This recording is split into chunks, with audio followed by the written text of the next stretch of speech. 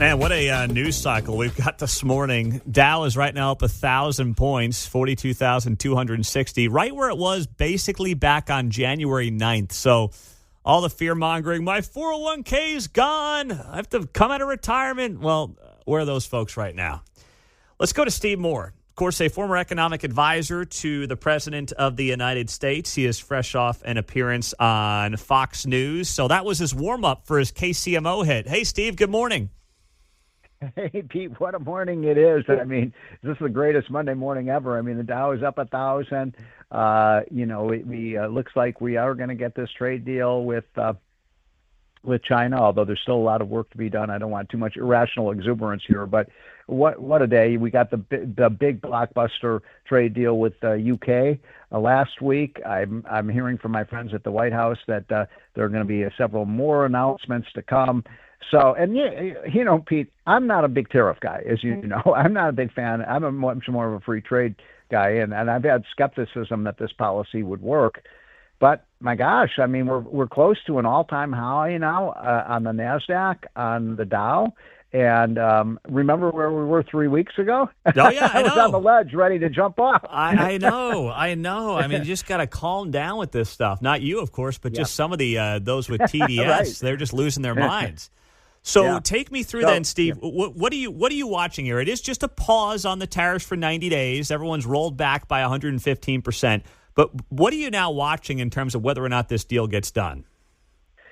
Well, a lot of work to be done, because as the old saying goes, the devil really is in the details in terms of getting, and not just, by the way, what's signed into law, but I was just on Fox a few minutes ago, so sorry to be a few minutes late for your show. But the point I made was that, remember Reagan when he was in these negotiations with the old Soviet Union, he used to say trust but verify. Yes. Well, we need that with the new evil empire, which is China. So we need trust but verify. We need to make sure that they're abiding by the deal.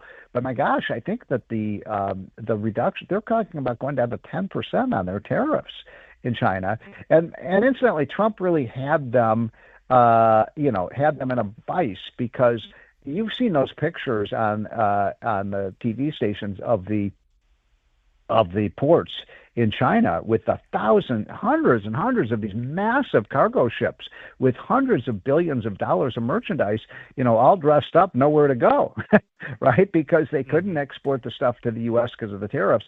So what Trump was doing here, and I want to make sure people kind of understand the strategy, and I still have some doubts about it, but I mean, what he's basically saying is, look, we have leverage over the rest of the world, especially over China, because China must trade with the United States or they go into a Great Depression, since they sell half their stuff to us. And he was using that pressure to force China to make concessions. And it looks like that's exactly what's happened. So then what is going to make this a win? You heard from Bessent a little bit in this press conference say it's largely now about semiconductors and national security items and getting them out of China. But maybe that whole thing about kids' toys, there may be still some of that. So what would you look at, Steve, and say this whole trade war or tariff war or whatever will be a win if what happens? I think it really depends on whether we can get these tariffs down and keep them down. And in other words, I'm a free trade guy. I want tariffs to be as low as possible, because trade between countries, just like trade between individuals, is the essence of what economics is about. I mean, why do we buy coffee beans from Brazil and Colombia? Because they make really good coffee beans. Why do we sell them computer parts? Because we're really good at that. And so the answer to your question then is, I want to see these tariffs imposed by other countries, because Trump is right. We've been in abusive relationships with some of these countries where they have not lived up to their deal, and I want to see those tariffs imposed on American, our dairy products, our agricultural products, our cars, our manufactured products. They're going to have to lower their tariffs, and they're going to have to open up their markets to us. And if that happens, everybody wins. Mm-hmm. Absolutely. Now, the other big news, I'm dying to get your thoughts on this, Steve Moore. The president announcing that he is going to sign an executive order on caps for drug prices. Now, we all believe that the prices of these drugs are too high. But I know, especially you as a free trade guy, not going to be wild about price controls coming from an executive branch. So what's going on here with that, and what's your takeaway there? Yeah, I'm very nervous about this. I think it's. I don't know all the details. I did read the Truth Social text that Trump put out, I guess, yesterday, and it greatly concerns me. Now, it's a complicated issue because what's going on here is, if you look at 50 of the biggest blockbuster drugs of the last 30 years,